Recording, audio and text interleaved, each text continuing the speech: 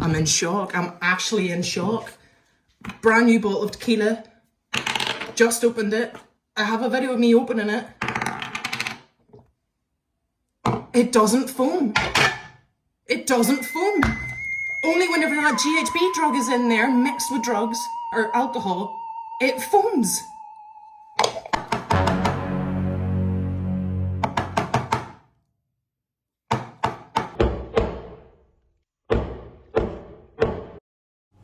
This is the Rammstein accuser trying to convince the viewers that there was GHB in her drink the night that she went to the pre-party where Till Lindemann served drinks.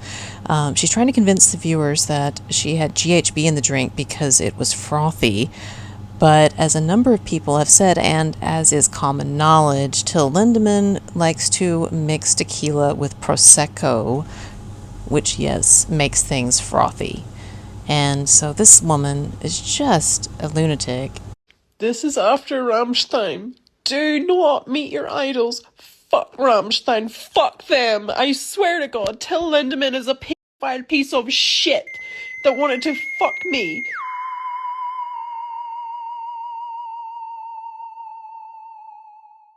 He wanted to have sex with me and I said, no, sex is very special for me, no. Oh my God, Till Lindemann wanted to have sex with me? What?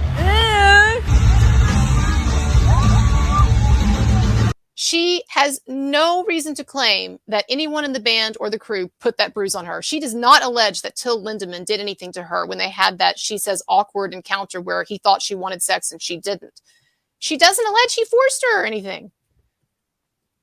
She just says that at some point, somebody, she thinks that it was somebody in the band or the crew, drugged her, and then she got all incapacitated, and then the next day she woke up, she had a bruise, a huge bruise. Meanwhile, we have people who were at the party talking about how she seemed totally fine. Obnoxious, but totally fine. What are people who are so freaked out about sex doing going to a Rammstein concert? Sex is special to me, I bet. I have really had enough of this. And it's getting to the point now when these stories come up, I think, here we go again.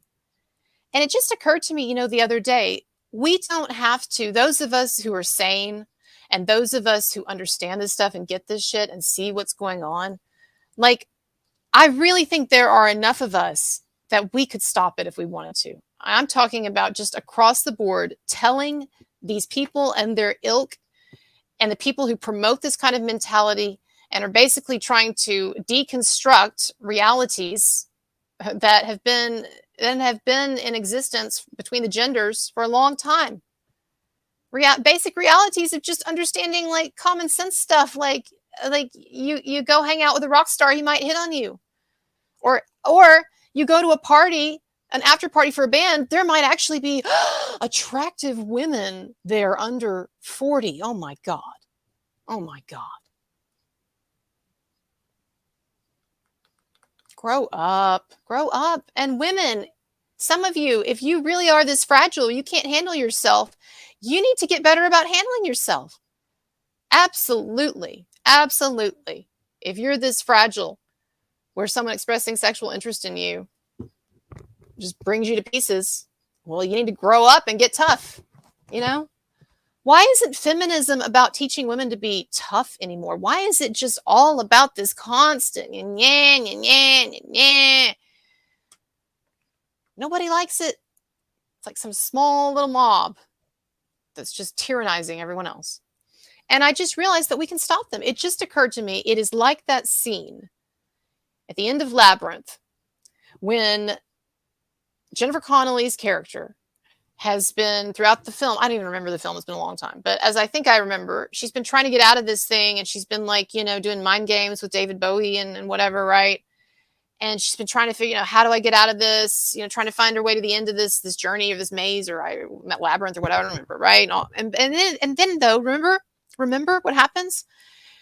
It seems like her time is up. It seems like she's not going to be able to beat this guy. It seems like the end for her or whatever, right?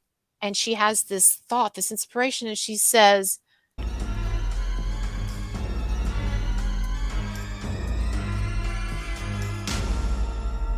You have no power over me. You have no power over me. You have no power over me.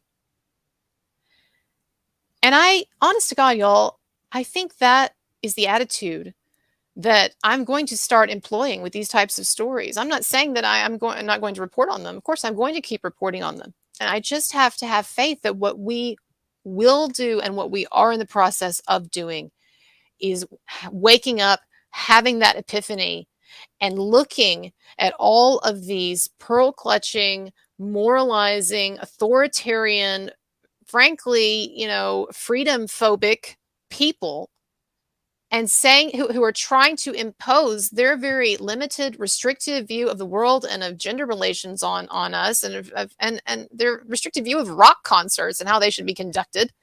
You can't have pretty women in the front row. Are you stupid? That we just we just look at these people. I'm talking about an attitudinal shift. We look at them and we talk to them in a spirit of, you have no power over me anymore. You have no power over us anymore. We're not going to let it happen again. And so we're not canceling Rammstein. Rammstein is not going anywhere until we have actual significant evidence of crimes. Not evidence of Till Lindemann getting a hard on looking at someone while he's on the stage. What, do you people not like Mick Jagger either? How the hell Mick Jagger got away with everything with his crazy romantic life? He's sailing by and some of these other guys are getting popped. I don't know. But all that I've been hearing, though, from sources that I trust and from most of the people that I see commenting on this who've been to parties and who know is what a gentleman Till is. I'm not saying he doesn't like sex. Someone was like, oh, he's a sex addict, Well, sex addict doesn't mean rapist. Just all these terms now. And it's like male sexual drive is being slowly pathologized. And you guys, I'm trying to fight the battle for you. And I know it's tough to be in a position where you feel like, I'm not talking about Rammstein right now. I'm talking about just in general. I know that men feel like they're in this position, where they can't necessarily speak out or whatever, but you're going to have to start speaking out too. You're going to have to also, it is important for we women to say no, but it's also important for men to say, you know what, we're not going to put up with this anymore either. Okay. Just because we're men doesn't mean that we don't get a say in gender relations. 50% of that equation, and they get a say too in what this world should look like.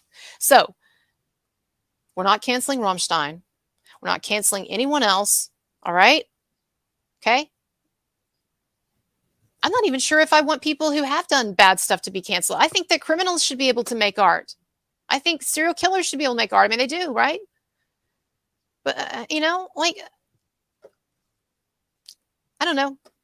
But we're not talking about criminals. We're talking about Rammstein. And we're not talking about anything that's been proven. Anything. We're talking about a ridiculous woman with ridiculous accusations. And